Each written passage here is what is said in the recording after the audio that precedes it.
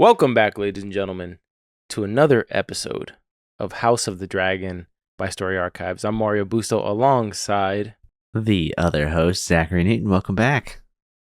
Welcome. We are back with episode 3 titled The Burning Mill? The Burning Mill. The Burning Mill, alluding to the off-screen battle that takes place between the Blackwoods and the Brackens, which apparently are centuries-long rivals, which we get a little taste of at the start of the episode. Now, Zach, I know you're having a good time defiling the bodies of Eric and Eric with drawings here on our Google Meet. I can't figure out how to turn them off. You have now drawn a heart between their two dead corpses. And there we go. Okay. I don't even know if the audience can see this, dude. We don't upload the Google. No, we don't. We don't upload this video. But there's the two. I've got the screen paused on the two dead Erics at the beginning of this, and I accidentally, using Google Meet's new features, annotated a sticky heart. Could we get away? Could we get away with? I mean, there's other people who get away with posting the episode, on YouTube. But can we get away with posting it on Patreon, like the Google Meet, with the episode going on behind our commentary? I don't know. I don't think Patreon could boot us, could they? I mean, I'm sure they could somewhere. I'm not a lawyer. I haven't read their policies, but yeah. It'd be interesting. I mean, it's not like we're playing much of it. There's no audio. I mean, we're just a little scarred from being banned from Apple last year, but other than that, I would like. I mean, I think it's a good little additional piece for people to be able to see the episode in the background. But let's not test the waters until we know for sure. We kick off this episode. I mean, there's a lot going on in this episode. There's really nothing I'm looking forward to more programming-wise during the weeks now, other than House of the Dragon. I just finished watching 10 episodes of The Bear Season 3, and I dropped a Season 3 review on our channel. So if anybody has finished that or is watching The Bear now, feel free to check that out. There are spoilers because it is a complete Season 3 review I recorded earlier today.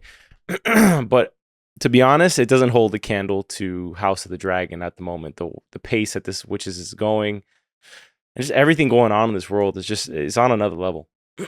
Oh yeah, it is. I can't believe you burned through the entire third season of The Bear in one sitting, or at least one weekend. It was like four. It was like 4 sittings. I started Thursday night late when it dropped. Okay. Then Friday. Then Saturday, and then finished off the rest of the episodes today. I'm not going to say much. If anybody wants to hear about my comments on Season 3 of The Bear, you can check it out. But I powered through 10 episodes there. I don't usually do that, but I did do that with this one. So I'm not saying anything else. So you want my opinions, you're going to have to go tune into that episode. And yeah, that's pretty much it. All right, let's get into this episode of House of the Dragon, because the chess pieces are moving, Zach. The war is mobilizing, and it seems like everyone knows that war is inevitable at this point, other than two people in this realm, which is Alicent and Rhaenyra. Rhaenyra now all of a sudden has the shades of Viserys, the judicious Viserys, who's being super cautious about going to war. However, I think Otto had a pretty good read on the situation, that the only way this is going to end now is violently. And I think Alicent is slowly coming to terms with that, considering now the most violent men in the realm are at the helm of this war, namely Aegon, Sir Cristan Cole, and Aemond. Yeah, I do feel like both Rhaenyra and Alicent have finally realized that they're only going to finish this with war, with blood. There's no political ending to this. Rhaenyra tried. But you can't go back after that. We were talking about this in the last episode. You just can't go back after everything that's already occurred here and be like, oh, sorry, Rhaenyra's really the queen. I feel like if you did that, you'd have an uprising of the people. So here's the problem, and I feel like the theme of this episode is sin begets sin, as Rainey says, as begets sin, as the Lord of Harrenhal said. Essentially, once you get going, once the slight has begun, you forget why it's happened. And we open the episode with that theme, with the Brackens and the Blackwoods, with a stupid little fight, really. It's almost like little. It's yeah, you're right. But the beginning one was a little until the sword is jammed through his head. it's almost like political parties, really, right? It's like you support the usurper and you support your Rhaenyra, the false queen. She killed what do they call her? A babe killer. Yeah. It's it's one of those things where now these two rivals, the Blackwoods and the Brackens, are almost kind of like, you know, any terrorist group versus Israel. It's like they don't know why at a certain point, you know what I mean? Yeah. Although maybe that one's more clear than others as to why. I mean, because it's like, I guess, religious wars. But the Brackens and the Blackwoods, nobody knows why they even started fighting. And similar to this war between the Greens and the Blacks, at a certain point, nobody knows when the war started. Did it start when Aemond's eye was sliced off? Did it start when Luke was killed? Did it start when Jaehaerys was killed? Yeah, when the crown was, when the throne was usurped. Who knows when it started now, or who knows what's really driving this? But all we know is that it is it's very difficult to stop once the train gets going. And I think these two sides are both just far too committed down the line of war to take it back at this point. Yeah, 100%.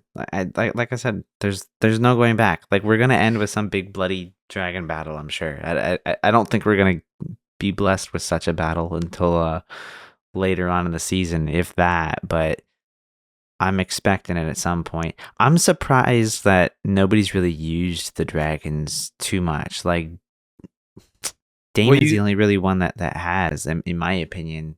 Well, Damon and Aemond. They're the only ones that have really used the dragons. Well, let's talk about this for a second here, right? Yeah, because this whole war started on one bit of misinformation. Okay?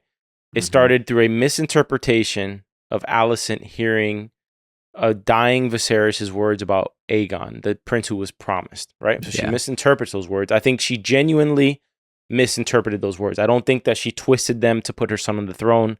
I think she genuinely misinterpreted them. So the war starts right then from there, because all Otto needed was a threat. All Otto needed was just any sort of justification to roll his plans out. If he doesn't get that justification, he probably doesn't roll the plan out, right? Because he doesn't have it. I think he would have rolled it out regardless, but I do think that this does play in his favor a lot. With haste, right? Yeah. The dragons, you were talking about, why aren't people using the dragons? Well, Rhaenyra says the dragons in and of itself are a tool of fear, right? To use them or not to use them. Both of these sides need their dragons to not only go on the attack, but also to defend their holdings, right? But there's something about that theme, about information, and just the fact that little decisions impact everything. So let's kind of trace that line of thought. Otto, essentially, we get the idea that the High Towers are behind Mysaria's house being burned in King's Landing, right? Yeah. She thinks it's Otto. It was actually Alicent, I believe, who was behind it from season 1. She gets Larys to do it. Larys, his tool tends to be fire. Apparently, even wet, damp places. Exactly. Now, Myseria thinks it's the High Towers. Myseria gets booted. She leaves to Rhaenyra's place. She helps facilitate the death of Jaehaerys. So, in other words, if Alicent doesn't go down the road of pretty much giving the okay to kill Myseria, Jaehaerys doesn't die. So all these little key decisions have domino effects in Game of Thrones, which is why it makes Game of Thrones one of the best world-building sci-fi fantasies that you can ever possibly imagine, because each decision matters. Rhaenyra decides to honor Daemon's word, who Daemon probably wouldn't have even let her go free, by the way. But he honors his word and lets Myseria go, which leads to her getting the tip that Eric was not Eric, and she survives. So all these key decisions come back to either bite her in the ass or to help her cause. Now, where am I getting with all this train of thought here? Her council keeps urging her to go to war, and she keeps on holding back, not wanting to go to war. I have a feeling her being this reserved, her being this extra, taking the time to take the boat to King's Landing, which I thought was a crazy plan, by the way. Oh, yeah. Alicent could have ended that war right there, by the way, which is crazy. It's just crazy to me. It's almost as stupid to me as Rhaenys not torching everybody at that ceremony. It almost. When I was watching her on the boat, I was picturing Damon coming back from Harrenhal and just being like, Yeah. "Where's my wife? She's Yeah. dead." Yeah, she's Like, dead now. what? He wouldn't be that devastated, by the way, if you think about No. it, since he's no longer the prince. He's apparently your grace. But going back to what I was saying, I think there's going to be a point here where her wasting all this time with peace talks is vital time. Detrimental. Vital time she's not going to get back, of where she could have eliminated. Like right now, she can eliminate all of Cristan Cole. Like she can take out Cristan Cole. She can take out all these people, but she's being so judicious that she's wasting time and not doing it. She's allowing this guy to go march on Harrenhal. Well, to your point, if Rhaenyra didn't tell her daughter to not engage, I mean, Sir Cristan Cole and a few others, Alicent's brother even might be dead at this point. That would have been a huge victory. Huge victory. For Huge. the Blacks, at least. Huge. All right. Any comments on like these little decisions being made and who bites who here? Because I think Aegon, Larys, we're getting a little sense of that he needs Aegon for now, right? And he talks him out of flying into war. So he's now the master of whisperers in this kingdom. Officially, he already kind of was. Unofficial. And unofficial master of whisperers, It was funny because when he gets given the position, he like starts, he goes out of there like Maester Pycelle from Game of Thrones, and he walks almost even weaker when he's given the position, which I think is like a negotiation tactic to make yourself look weaker and not as a threat, right? When Larys is probably the biggest threat in that entire room. Oh, yeah. Now, essentially, I think the decisions for the Greens is going better. Like all of this, I know they're saying it's hot-headedness and violence and whatever. I have a feeling all these violent decisions are going to benefit the Greens more than Rhaenyra and Daemon's actions at the moment.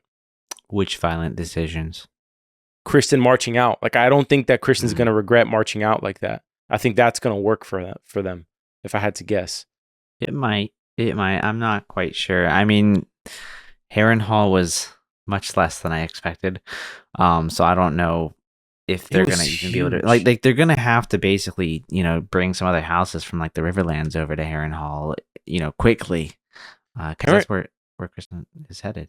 Harrenhal's truly cursed because it looks just like that when Arya's there with Tywin Lannister in Game of Thrones. If you remember that scene where she's serving him wine, and he says, "You're very well read for a lowborn girl," and she says, that, which is one of my favorite scenes in all of Game of Thrones, is that scene. That just brought me back. Like, I love that dynamic between her and Tywin. That scene, that specific scene, of Arya in the room there, like serving the wine, is like the one scene I actually saw on TV. Because I had to remember, for those who haven't been listening, I did not watch Game of Thrones when it came out. Like, I watched it all, binged it like 2 months ago. But like I got to that scene, and I was like, oh my god, I've seen this before. It was really good. I guess that's all I've got to say about that one. Harrenhal looks no different though. By the way, I think this is the first, and I think all the book nerds out there, which I'm not one of them, but I do listen to a lot of like the book reader podcast stuff, specifically Alt Shift X. If you want like really good deep dive Game of Thrones, House of the Dragon content, that guy is like the best you will find on YouTube, hands down. No shame in the game. Like, he drops like 3-hour deep dives on this stuff. Wow, that's impressive. Yeah, he's pretty awesome when it comes to all that stuff. I'm assuming that this has got to be a glorious thing for a book reader, because Harrenhal is so impressive when Damon arrives there. The tower, just the tower in front of him was so huge. It looked almost like Saruman's tower in Lord of the Rings, like just how tall it was. And he says it. He says this is the largest castle in Westeros. I think he says that. Well, did he say the largest or the largest of the seven castles? At least the largest in the Riverlands, but I don't know if it was in all of Westeros. Yeah. Well, he's trying to garrison 40,000 troops, which I don't know how successful he's going to be considering the track record with the Tullys. We don't, if you remember the Tullys from Game of Thrones, things don't always go according to plan when you're trying to get the Tullys on your side. So I'm interested to see if Prince Daemon is able to be more successful than previous former lords of the Westeros universe. Of places. I feel Yeah, like he is gonna be more successful. Like I feel like we need another like chess piece win for Rhaenyra's side, just because things don't seem to be going in her favor a lot. Like she definitely does not have the voice of the people in a lot of places on her side. So I think Damon's gonna do it. Like I think him and it's Craxes, right? Caraxes. Caraxes, yeah. I think they're threatening enough.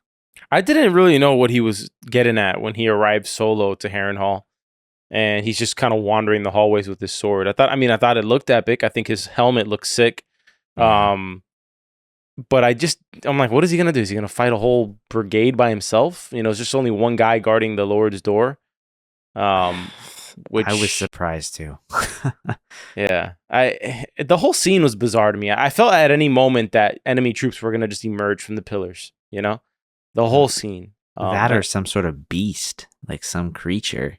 It was very spooky, the whole thing, and almost felt like a feverish dream, like one of those Viking fever dreams. Mm. Especially when he's having the weirwood vision where he sees a young Rhaenyra sewing together the head of Jaehaerys, which would technically be his nephew I think so. or something like that. Yeah, I think Great nephew. something like that. I Yeah, think great nephew. yeah. And you see the remorse on Damon's eyes. He's actually like crying when he sees what he's done. So I think we can put to rest the fact that he doesn't regret what happened. I think he totally regrets what happened with Jaehaerys dying. Did you get a different impression? No, I don't think he intended to do it. I'm sure he regrets that that's what happened. But at the same time, like I don't think that like that's going to slow him down from any other, brash decisions that he's bound to make in the future. Do you think when he said a son for a son, that it was just one of those rash decisions where he didn't really measure the what it could possibly mean? And by the way, we're doing like the really glass half full take on Daemon Targaryen here. But do you think it could have been like, well, if Aemond, but if you run into Aegon, kill him, something like that? I don't think Damon intended for Jaehaerys to die. I really don't. Like, I really think it was meant to be Aemon who he wanted to have killed. I mean, like the line "a son for a son," like it's just like that's the. It's almost like a. He could have been a a convincing little line, like we're doing this because this is fair, this is equal, this is payback or something. I don't think he was like a son for a grandson. He could have been a little more specific. Like if you see the kids, like why don't you just kidnap Jaehaerys and then take him over to Dragonstone instead? I don't know. Well, whatever, it's done. Damon gets an ominous message from one of the women at Harrenhal after that weirwood vision where she says, "You're gonna die here." I feel like that's gonna come to pass. I just feel like those moments in Game of Thrones almost always come to pass. But I could be wrong. What do you think? I think you're right as well, but it could be the next episode. It could be 2 seasons from now or something like that. Like yeah. I don't think it reminds me of what was the Red Witch or something from Game of Thrones where she ended up dying. It was like prophesied that she would die in this place, but she dies way, way, way later. I think it'll be way later, but I think he will die in Harrenhal, if that makes sense. Yeah, no, it makes sense. It makes perfect sense. I agree. I just don't understand who she is. They obviously have some connection to that. That tree is in Winterfell. Dude, these trees are everywhere. Like I was wondering if you noticed it. I feel like this tree is in every castle. It's like every main castle. Maybe I'm wrong, but I you're swear, not. like it's the every same tree. Time I see a castle in the Game of Thrones universe, like I always see this tree, and I'm not sure what the significance of it is really. Well, it's the same tree that Rhaenyra and Alicent would hang out in front of, I believe. It's right, the weirwood tree. Same type of tree, yeah.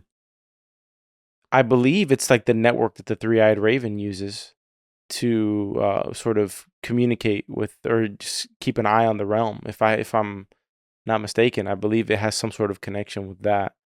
But I also think it also has a connection with the religion of the North. Hmm.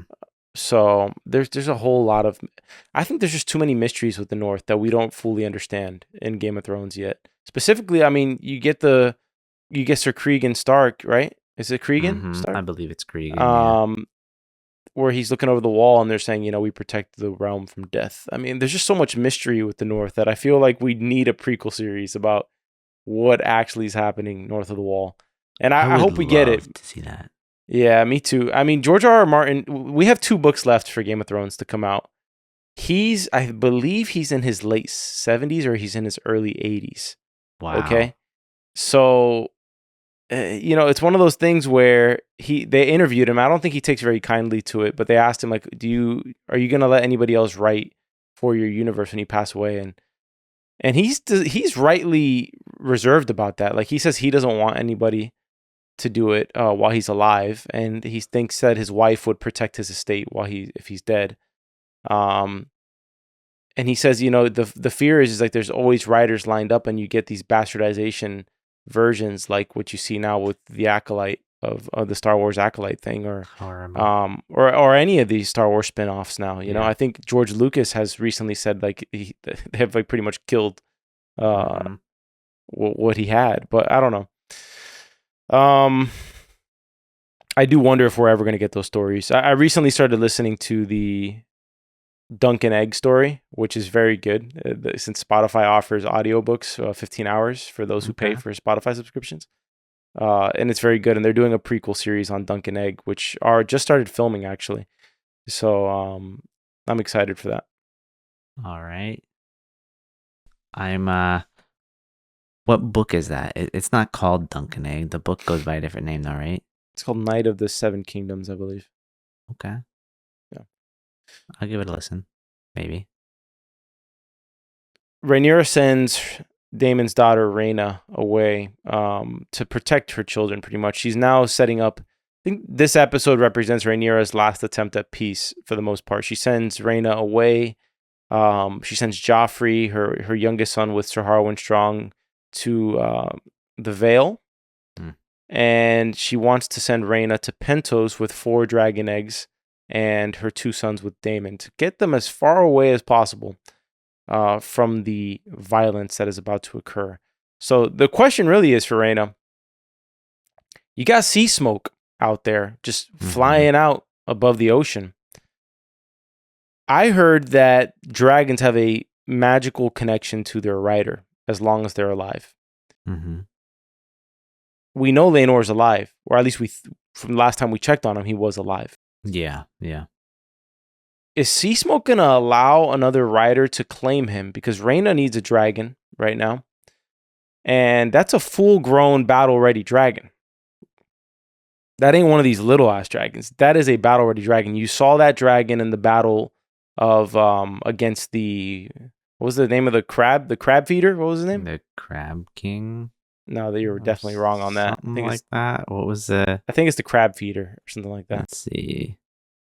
He was Kragus Drakkar, the crab feeder. Yes, that's right. Crab feeder. That's a full-grown dragon, Sea Smoke. So I do wonder what happens with him. I do wonder if it goes to Rhaena, or perhaps there's a reason Alex, the brother of Alan, who saves Corlys Velaryon, perhaps there's a reason that he's the one who sees the dragon from the beach.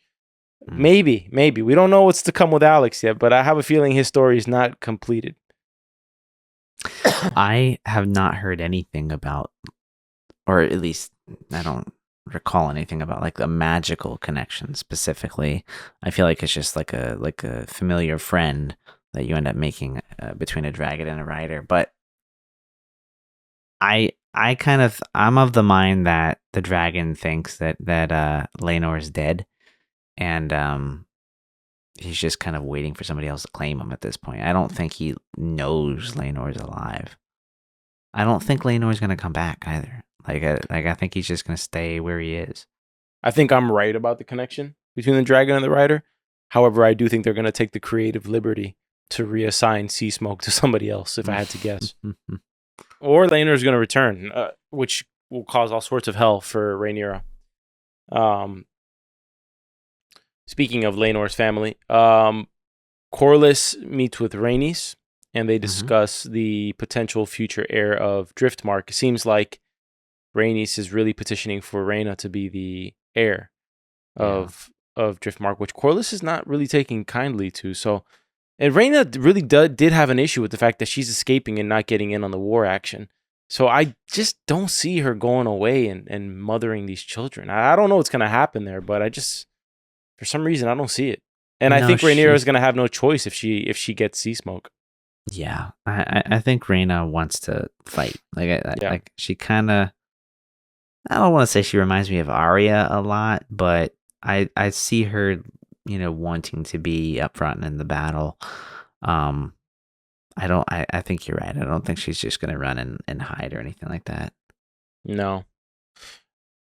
I think Corlys is needed at this war council table of Rhaenyra's. I think without Damon there, you see a bunch of these men really questioning the leadership of this woman at the table. Mm-hmm. Yeah. They're questioning her every move. They're kind of like mocking her at any turn. I feel like when Damon's there, it prevents that sort of thing. Kind of, but he feeds into it though. Like I feel like if he was there, he'd be on their side almost. I disagree. Maybe privately he's on their side, but I always tend to keep in mind Damon's true loyalties, and you kind of get a glimpse of that in this episode when Lord Strong is talking about the Tullys and how the guy can't hold his own bowels at this point, and how the people think they can do whatever they want.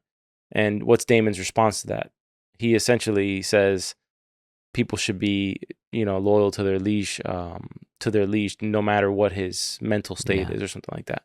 So this is a guy who, he is a dutiful soldier no matter what. He just is hot-headed and sometimes goes off and does his own thing. Maybe a little more than sometimes. I think most times he does. Now, I gotta ask, do you think Rhaenyra is going to end up actually going on the offensive at any point in the next episode, or do you think she's purely going to be defensive here? Like, it's going to be the Greens that attack first, and then she's forced to act. I think at first she's going to be defensive, but remember, Damon's on the offensive in Harrenhal. Yeah. I think Vhagar probably takes off from King's Landing at a certain point. I don't see Aemond allowing himself to be restrained in King's Landing very long. If Rhaenyra was smart, she goes and pretty much does whatever she needs to do. But Dragonstone is very close to King's Landing, so extremely. And she has a blockade that she also needs to protect, right? Because she is technically upholding a siege on King's Landing right now from the sea. So there's a complexity to it, but I have a feeling she's gonna be on her heels until Harrenhal is decided for the most part. Yeah, I can see that. I just don't think she's going to strike. Like, I mean, who would she strike? I think it would be what they're doing now, which is you got to take key spots and you got to do what the Greens are trying to do to them, which is convert people who have pledged allegiance to the other side. Right, so that you kind of get all the surrounding area, and then you make a move on King's Landing. I guess when I say strike, I mean, like, to me, what she's trying to get a lot of chess pieces in place. Like, I get that. When I say strike, I mean like initiate a battle, like start the fighting. Like in some situation, I can't see her doing that because she seems too much like her father. I don't think she has many troops right now. So I think first and foremost, she needs to gather troops. I don't know if she has troops at all, aside from a few bands of people. They have more dragons technically, but the problem is that Vhagar is probably the size of all their dragons put together. So it's a little complex right now for Rhaenyra, if I had to guess. No, that's fair. I mean, I think I'm with you. I would not want to fight if I don't have an army, but at the same time, like there's like these small moves like I feel she could take, like these I don't even know, like taking out Criston Cole's battalion. Like she could there's that for example. That's specific with this episode. And then we get the situation with Rhaenys. Now, of course, that wasn't necessarily under Rhaenyra's direction to not kill anybody there, but like every opportunity they seem to have, they just don't take it. Yeah. And that's kind of what I'm getting at when I'm asking, like, do you think that she's ever going to go on the offensive? And I guess in like those smaller situations. But If no, she, like what you're saying though makes sense. Like from in a grander scale, like yeah, you're not going to go start a war where you have, I don't know, half the men. I don't really see her going offensive. She should technically send Jace out immediately and go and ride out and pretty much burn Criston Cole's battalion to pieces, and then return back to Dragonstone after that. You know? Yeah, that would be a good move. I think just doing guerrilla warfare like that would be a solid move for Rhaenyra. I think it would definitely I think they're going to get Harrenhal to begin with, but a move like that I think would surely secure them Harrenhal and the Riverlands, because you're eliminating the other people that were going out there to try and get them against you. So, well, it's hard to believe that Criston Cole. The thing is, we don't know really what the timeline is between these two rival armies, because you got Criston Cole, the whole battalion, and you got Damon alone with the dragon, right? Now that one dragon could take out Criston Cole's entire army for the most part. However, we don't know what is like who's further along on the journey. We don't know if Sir Criston Cole's like right outside the doorstep of the Riverlands, or if he's like a week's march away. If Damon has a week's advance with able to garrison those 40,000 men, he probably wins that battle. We'll see though. We also don't know if Sir Criston Cole was already there and turned everybody against Rhaenyra. At the Tully's place, Harrenhal. you mean? Yeah. We have no idea the timeline of things. Well, we know he's not at Harrenhal because Baela does run into him on the open field, so I think we know that. But I don't think we know the progress of his progress heading towards that area of the map. And it also doesn't seem like he's there to do negotiating. It seems like he's there to drive his army and conquer the place. He's not there to garrison 40,000 men. He's there to go kill 40,000 men if he needs to. That's my understanding of the situation. I don't think he has the manpower to kill that many men, but maybe not 40,000, but you catch my idea. I don't think he's there to really negotiate. I think he'd do the same thing Damon would. He'd storm into the place and be like, I claim this. He has no choice either. I mean, we get introduced to Sir Cristan the Incompetent this episode because he's the hand of the king now, right? And the only place he is competent was when he's using violence. So when they ask him for strategy of what they should do, his only strategy is, I'm going to go forward and I'm going to go into a battle. He has no military strategist bone inside of him. Or maybe he has that aspect, but he doesn't have any political diplomacy skills like Otto Hightower did. There's none of that. No, that's a good call out. I think he doesn't have the strategy. He's got like one note. Like it's always just some crazy decision. I don't know. Like I think he falls on his ass though, because what I think this is all leading towards is the only person left with any sort of political diplomacy or that type of skill is Larys the Clubfoot, and Alicent too. And I think what this is all leading to is the fact that Larys knows Alicent is sleeping or slept with Sir Criston Cole. But Larys is pretty hell-bent on puppeteering Aegon to do his bidding, right? He doesn't have to do much. He plants a seed and Aegon kind of goes with it, right? Yeah. So I think at a certain point, Alicent may start to get some sort of influence, and it may not align with Larys's current motivations. And there's one person who could blow up that whole scenario, right? Because if Aegon finds out that his kid died because his hand of the king and Lord Commander of his Kingsguard was banging his mom, then I think Sir Criston Cole is going to be a banished knight, and Alicent's probably going to get booted from the kingdom too. Who knows? I don't think Sir Criston Cole is going to be a banished knight. I think he's going to be a slaughtered knight. I don't think Aegon would let him live. Good point. Do you think Aegon is going to stay in the castle, or do you think he's going to just fly out to battle. Like this kid No, seems bloodthirsty. Like he really no, needs to be on the front lines for something. no. I think he's a coward. I think he's a coward, actually. Uh, Um, but he's also foolish though, right? Like he may be a coward truly, but he's got to like I think keep up this facade of being a strong, violent individual here. I think deep insecurity could lead to cowardice, right? If you care that much about what people think of you, you will do anything to impress them, right? Yeah. So the real question here is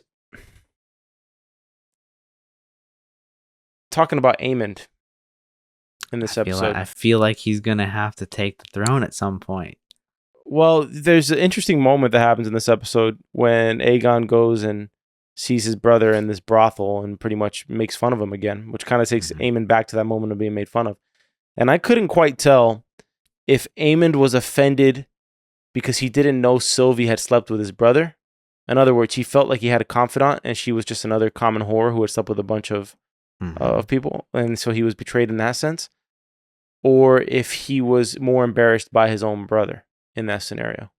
I couldn't tell if this is like a turning point for Aemond in a sense of Aegon might have created an enemy on that night with that just what he thought was a harmless like joking comment, because he doesn't really value Sylvie in the way that Aemond did.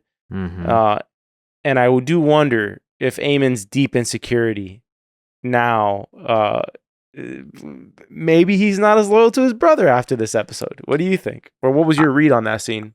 Oh, I was gonna make a comment about them making fun of him. It's almost like they made him feel naked or something. But yeah, I mean, talk about the full frontals in this episode. Yeah, I know. Goodness gracious. I know, a couple times.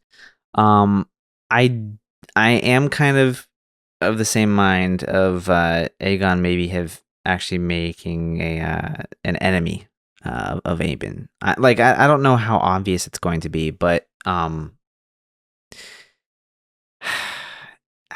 just get the sense that like this is kind of like the motivating factor that Aemond needs.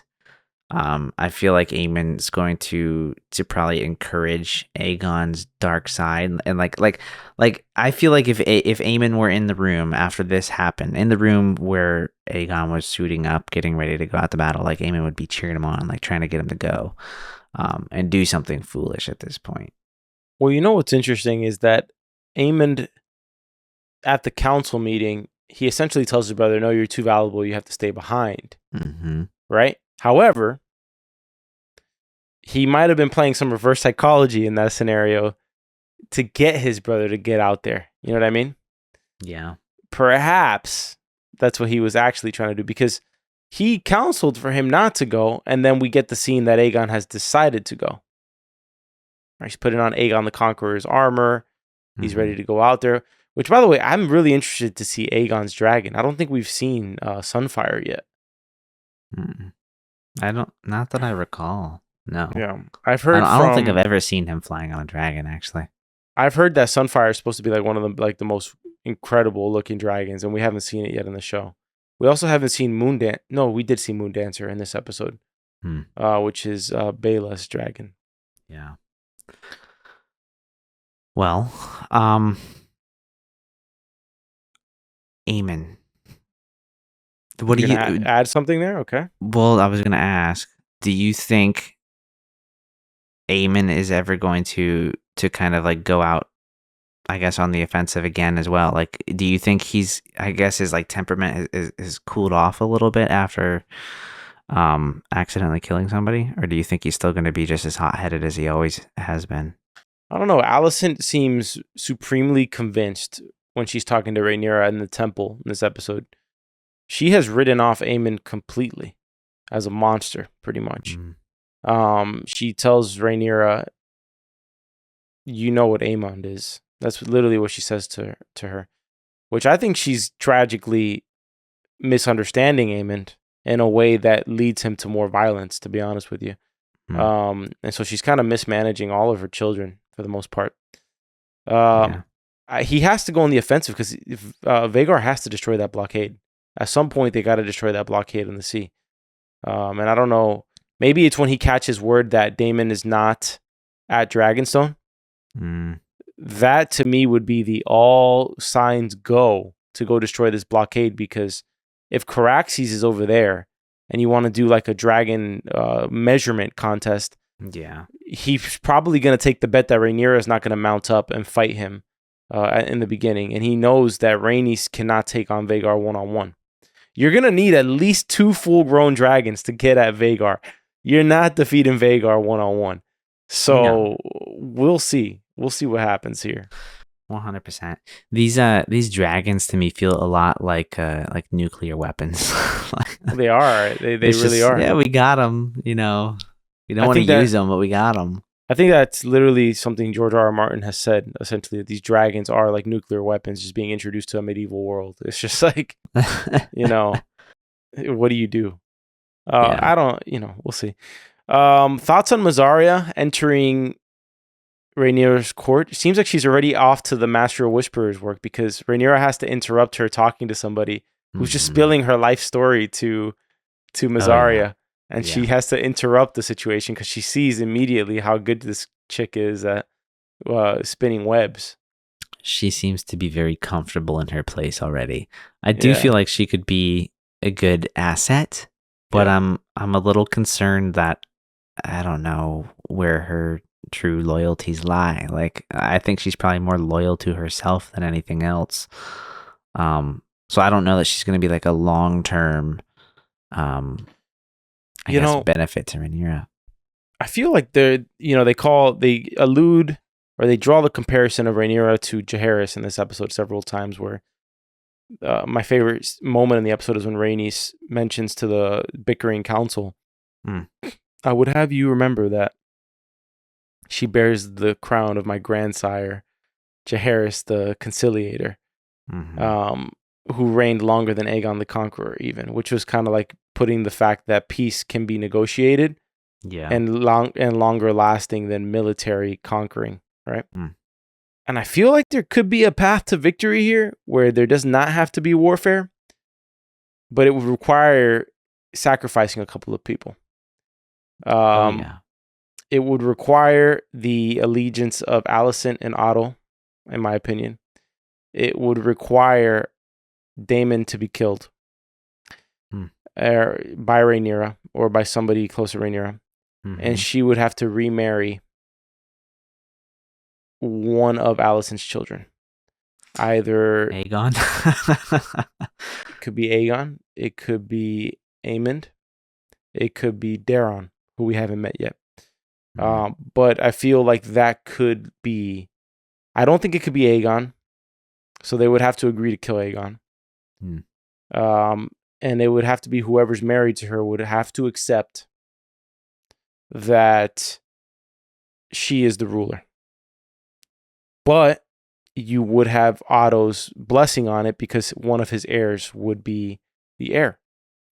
So I feel like that would be a way to reconcile peace, but it would require Rhaenyra to make the tough decision to turn on Daemon. And I think everybody would agree to it, to be honest with you. I think Rhaenys agrees to it. I think Corlys would agree to it. Because once you kill Daemon, you pretty much eliminate any opposition to that plan. If you kill Daemon and Aegon, you may have to kill Aemond too.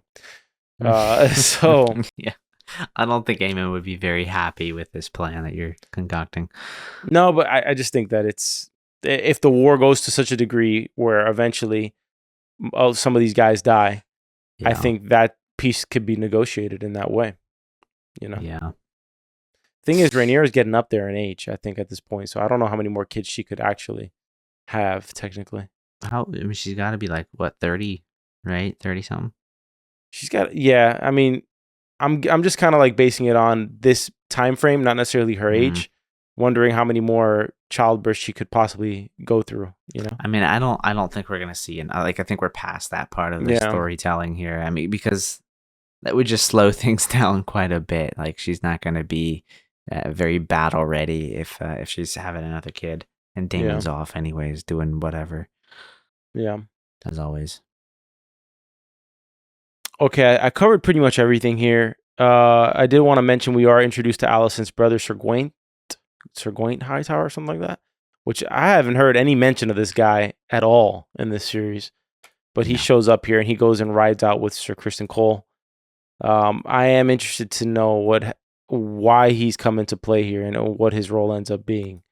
And then we have the final scene with Rhaenyra and Alicent, which is kind of dumb because Alicent could end everything here, but she chooses to, she's so against war.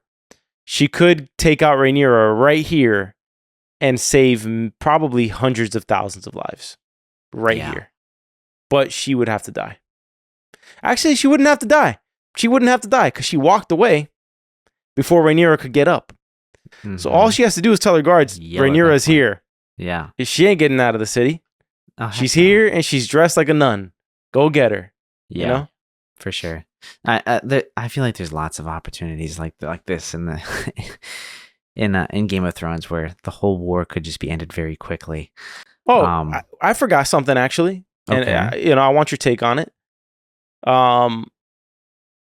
What is Alicent to do with this information now that she realizes she misunderstood Viserys and started this whole war accidentally? See, I don't think that there's really anything else for her to do. I think that she's just come to the realization in this episode that there, like I've been saying, there is no going back. Like, this will only end in bloodshed. I just think that she realized that she maybe doesn't have like the moral high ground here. And if we know anything about Alicent, she, for all her faults, she is religious and she is somebody who tries to keep a clean conscience, right? This episode, Helena forgives her and she's not incredulous or prideful about it. She just actually kind of exhales in a way that it's almost like a burden was lifted from her shoulders when her daughter forgives her. So this is somebody who tries to live a good life for the most part. Yeah. She only went down the path she went down because she thought she was doing the right thing, right? Mm-hmm.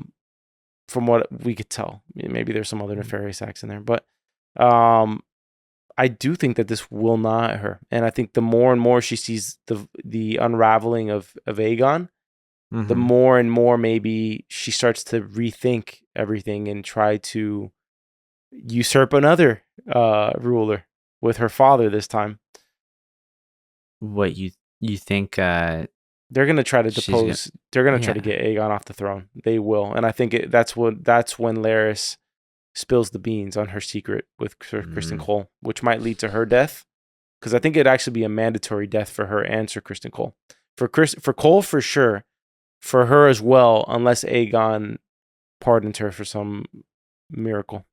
See, I don't know that they're gonna have to make some political movement here to get Aegon off the throne. Like, to me, Aegon just seems like a little suicidal in the sense that he just he seems to want to do these things, and maybe he only wants to do them because he thinks the public wants him to, or others want him to. But he seems to always be trying to jump right into the heat of something, and just like it's not something you'd come out of. It's just not. So maybe he'll be his own undoing here. I think he's already doing that, but I think he's being guided so well by Larys and others that it's kind of like Joffrey, man. It's like if you got enough smart people around an idiot, like it's possible to puppet that idiot into managing things for the long term. So as long as people don't catch on that he is being puppeted, then all is well. However, maybe eventually his passion gets to a place that there is no stopping him, where the same way that Joffrey eventually was out of control. Yeah. Well, might happen. I think that's Larys' whole game, though. Like, I just think there's so much power in, being the person controlling the narrative in a lot of situations here. Like, that's all he needs. He's just sitting pretty where he is. But yeah, where do you think we go from here in the next episode? I think I said everything already for the most part. Well, I mean, I think we covered everything that happened in this one, but do we see, I don't know, what the result of Harrenhal? Do we end up getting a battle between Sir Cristan Cole and Damon? Or I think Damon's diplomacy mission continues. We get a face off with the Tullys and figure out what's going to happen there. I think we do get a battle next episode of Sir Cristan Cole. Battle. I think we get an on-screen battle next episode, and we got to get some dragon action. That blockade has to go. So I'm going to say that blockade, at least they try to make a move on it next episode. And I think we get a resolution with what's going to happen with Sea Smoke in the next episode as well. Is there a major death next episode? I don't think there's a major death next episode. I think there's a major death in the episode after the next episode. If I had to guess. Interesting. I kind of feel like we're definitely due one. Nope. Did anybody even? Well, aside from the whole field of dead people, I think Bela. I think Bela probably dies if I had to guess. Yeah, because Rhaenyra has it's just so clear Rhaenyra values her own children more than she values Daemon's children. Which, by the way, maybe that's another avenue of peace. You know, you get rid of Aegon, and then you marry Jace to Helena. It's another way of doing it, you know. Yeah, but you still have Aemond in the mix. That's a problem. You'd have to marry Aemond. Yeah, you make Aemond the Lord of Driftmark or something with married to Bela or something like that. I don't know. But will he accept it? Who knows? But yeah, he's very much like Damon. I don't know. I think we're doomed for just all out war. I don't think there's peace to be had here. I think both sides destroy themselves and like almost nobody wins here. It's kind of where I see this going. Unfortunately, I mean it's a family battle here, so I think it's gonna end in blood. Yeah. I mean, it's so clear that Rhaenyra's side technically has more of the good virtue at the moment in terms of who the leaders might be. I'm not talking about everybody, but in terms of the actual leaders themselves, Rhaenyra, no doubt, would be a better ruler than Aegon and any of the kids in that castle. And I think Jace it's pretty clear that he would be a more benevolent leader than Aegon and Aemond. So, yeah. What's your read on Rhaenys? Do you like she seems to speak words of wisdom, but she's also so quiet in that room every time they're having like a meeting together. I think her words of wisdom could backfire, to be honest with you. I think all this talk about being judicious and all that is a pipe dream. I think the sooner that you get the battles done with, the faster this thing ends, to be honest with you. And if they hadn't usurped her throne, she wouldn't have to do all this in the first place. Yeah, that's true. Yeah. All right. Well, this is a great episode. I'm excited for the next episode. How many are? Yeah, seriously, there hasn't been a single disappointing episode this season so far, and I don't think there will be. I mean, season 1 was great as well. How many episodes do we have this season? Is it like 8? I think it's 8. 10? 8, yeah. Okay. Well, we're almost halfway through. It's crazy, honestly. Let's get into some categories. Let's do it. All right. Let's start with favorite character of the episode. I'm gonna go Rhaenys on this one. Really? That was my first pick too. That I wrote Rhaenys down like 10 minutes into the episode because I love the dialogue between Rhaenys and Rhaenyra. Same. I thought it was great. Favorite scene? It's that scene with Rhaenys where she says the comment about the crown and the conciliator and all that. Like, I really did enjoy that little moment there. Okay, that was a good one. I take it back though, bro. It's got to be Damon at Harrenhal, landing in Harrenhal and kind of wandering through, like, such an unease in that scene. But yeah, that's probably mine. It was pretty epic. I thought Aegon in the whorehouse was kind of funny, and until we got into the back of the whorehouse, then things changed a little bit. But that was a funny one. How about best lines of the episode? This one had some good ones.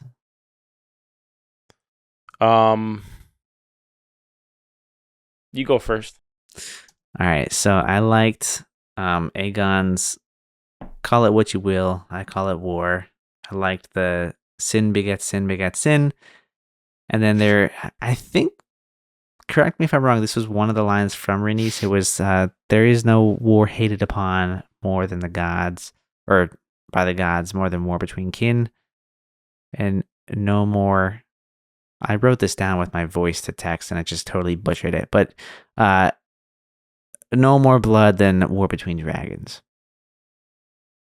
I think mine was like I've said it about 3 or 4 times. Is the line that Rhaenys says to the council, where she pretty much, it's a pretty strategic line where she says, "I'd have you know, she wears the crown of my grandsire, who's known as the Great Conciliator, and he reigned longer than Aegon the Conqueror," which was kind of a knock on them for suggesting such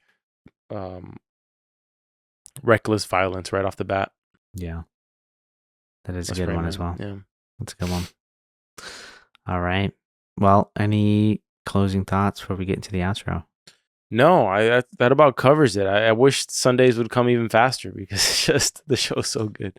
The show's so good, man. I might rewatch all 3 this week.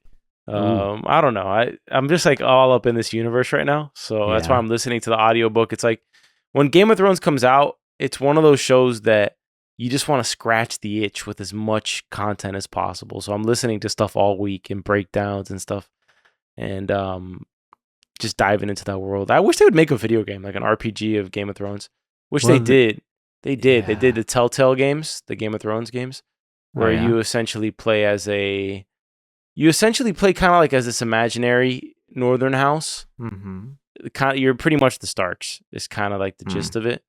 And it's brutal, bro, because even the right decisions end up being wrong. Like you do something that is the right, like the nice move, and your guys still get killed right in front of your eyes. Like you're just like, no, and then it moves on to the next character, and you continue the war through their person, and then that gaming company went out of business, and so they never continued the game again. But it was fun. There was a point in my life where I was like obsessed with those games because it was very much it was very much a build your own story type of thing. Your decisions would determine the outcome of the story, and though they were kind of ahead of their time with that. Gotcha. I swear I saw some like little mobile game when I started this episode. I mean I don't know anything about it. I don't know if it's any good or not, but I guess they're making something for it. Watching this season though has kind of made me want to buy the whole Game of Thrones series and like go back and rewatch it. And I miss it. It's more rewatchable than I thought it was. I might just start rewatching Game of Thrones this week. To hell with it. I might. You should. It's been a while since you've seen it. You should do it. There's a few things that I want to do later in life, you know, like I have all my Harry Potter books out. Like I've taken them out of storage, and I've been meaning to do like a full on reread of Harry Potter. For the first time, like since I finished the series 15 years ago, but damn. But that would be pretty awesome. I mean, there's just things like later on in life. I could see myself being 75 years old and like rereading Harry Potter, or like rewatching Naruto or something. Yeah. But alrighty. Well, thank you for listening to this episode of House of the Dragon by Story Archives. You can find this podcast anywhere you find podcasts, Apple and Spotify podcasts. You can visit us on YouTube at Soapbox Podcast Network. Visit our website at soapbox.house. Email us at contact@soapbox.house. And there is a link in the description below to sign up for our newsletter. Perfect. All right, guys. Until next time, have a great week. Happy 4th of July.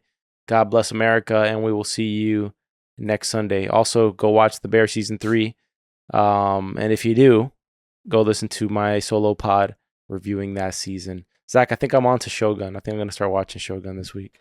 Hey, yeah, tell me how it is. I loved the first couple of seconds that I saw before the baby cried. So okay. All right, we'll do.